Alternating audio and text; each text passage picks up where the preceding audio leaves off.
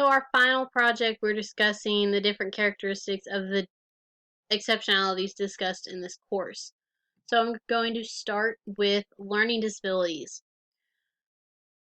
Their social needs tend to be overlooked compared to their academic needs, and they also tend to suffer from high anxiety. Cognitively, they will have their difficulties with memory, their short-term memory, their long-term memory, and their working memory. So their working memory, the ability to process the information they've learned and then to remember it and pull from it, they tend to have a hard time with, especially in reading, math, and writing. And academically, they struggle a lot in the reading and mathematics. A lot of the time with reading, they might even have dyslexia. So they'll have a hard time with phonemic analysis, being able to know the sounds each letter makes, knowing their sight words, reading fluency, reading at the appropriate speed, and then with reading comprehension, so just being able to know what they're reading. In mathematics, one of the big ones is fact retrieval, so memorizing their multiplication facts, it can be a big one. The Universal Design for Learning recommended advanced organizers in social studies, history, to really help with reading comprehensions, and graphic organizers in science. Differentiated instructions, the use of manipulatives, every pupil response techniques like a lecture response card, and then using presentation cues when lecturing can really be helpful to not only students with learning disabilities, but all students. Communication disorders. So your students with communication disorders either will have a speech or language impairment. So socially, they're going to have difficulty interacting with the use of language. Cognitively, memory issues, being forgetful, and difficulty organizing information, and then being able to find that information to when they need to use it. Intellectually, it really varies. A lot of it can depend on how their parents worked with them before they started school, and where they're at in the classroom. Academically, they have difficulty receiving information and understanding it. If they fall on the language disorder side, they can also have difficulty forming responses, either written or spoken. So the Universal Design for Learning really recommended presentation modifications. So teaching using more than like one method, like verbally, maybe including methods that are audio and text and visual to really help cover all the different ways that they could absorb the information. Differentiate instructions along the same lines, being able to choose their assignments. Maybe it's a presentation where they're interacting with other students. Maybe it's more written. Emotional and behavioral disorders. Socially and emotionally, they can develop anxiety disorders, mood disorders, ODD, oppositional defiant disorders, conduct disorders, and or schizophrenia. A lot of these times this can lead to depression and then withdrawing from their peers and those around them. Cognitively, they'll also have a lot of them expressive or receptive language disorders.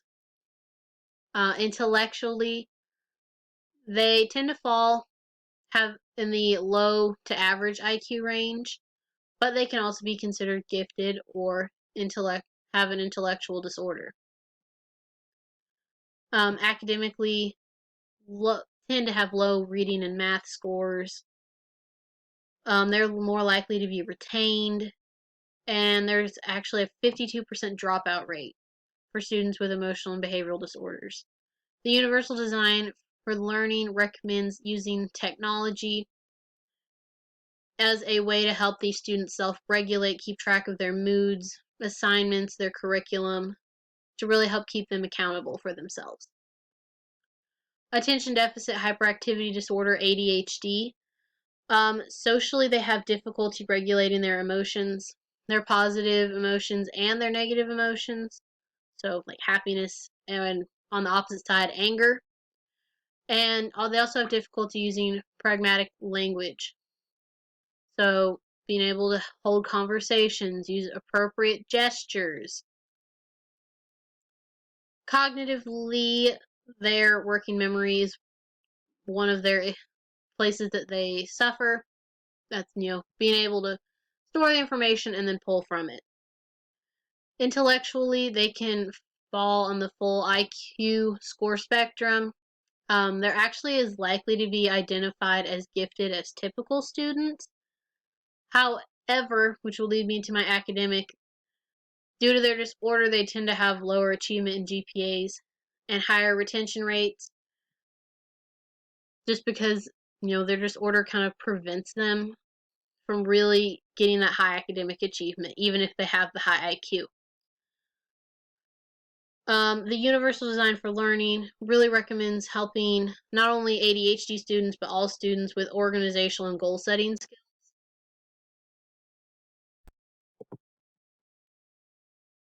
And that's, like I said, it's great for all students.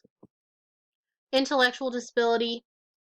Socially, they have adaptive behavior limitations, especially when it comes to one of the domains within the adaptive behavior of social skills. So that includes responsibility, self-esteem, gullibility, and rule following. Cognitively, memory impairments with their short-term, long-term, and working memories. They also can have difficulty with generalizations. So taking skills that they've learned in school and then taking them to the home setting and using them there. Intellectually, their IQ score is approximately 2 standard deviations below the mean or average IQ. So they have an IQ typically of 70 or below. Academically, they're having difficulty in their reading, math, and writing courses. And to help with this, Universal Design for Learning mentioned e-readers, so like Kindles, iPads, or they have Rocket readers, especially for students with intellectual disabilities. And I think the use of iPads to help read on would be great, not only for these students, but for all students in the class. Autism. Socially, they have deficits in their social emotional hypocrisy, so being able to take turns in conversations, difficulty with nonverbal communication, and maintaining their relationships. So they might be able to create them, but they have difficulty keeping them healthy. And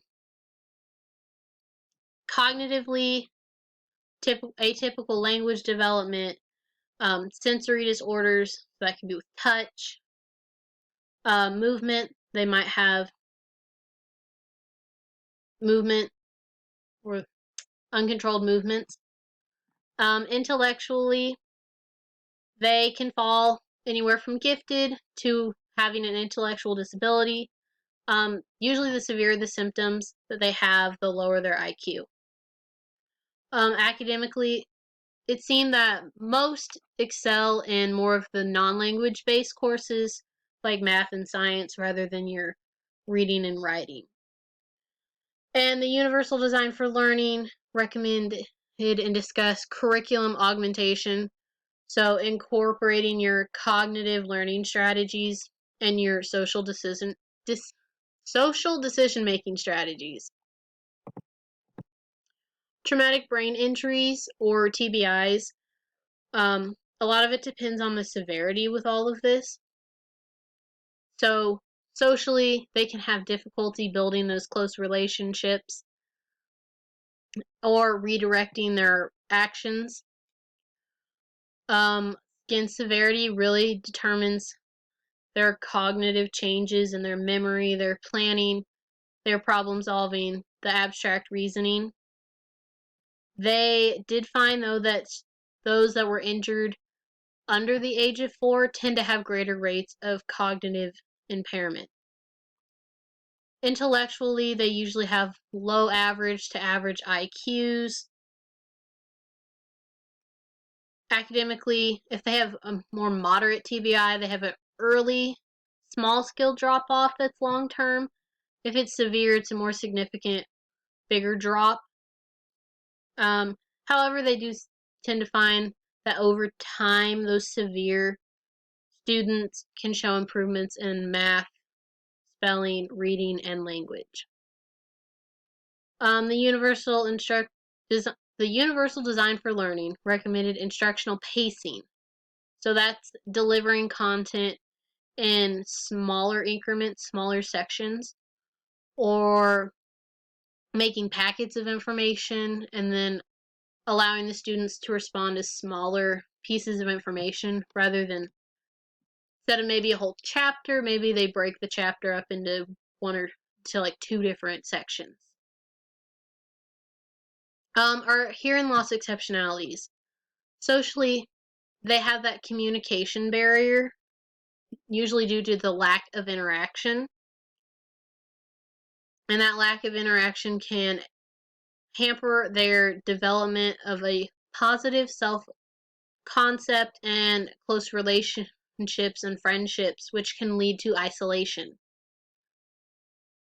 Cognitive, they have language development delays because, they're not able to process the auditory information that they're hearing.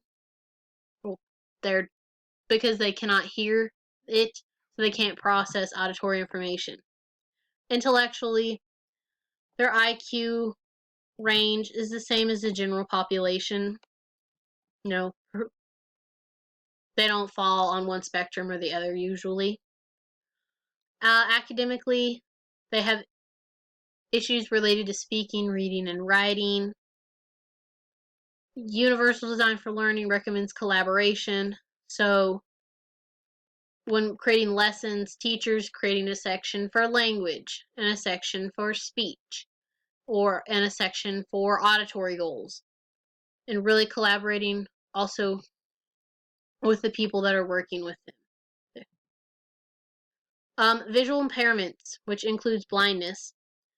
Socially, they can suffer because they cannot share common experiences with their peers. So they didn't get to go watch the newest movie or play the new video games, which can also lead to a negative impact on their self-esteem.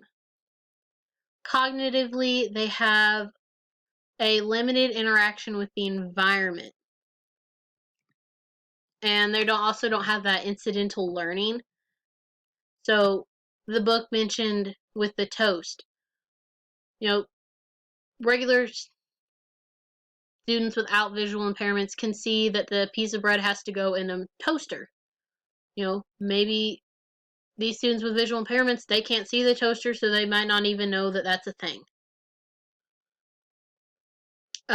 Intellectually, some are gifted, some are just your average students. It really just depends.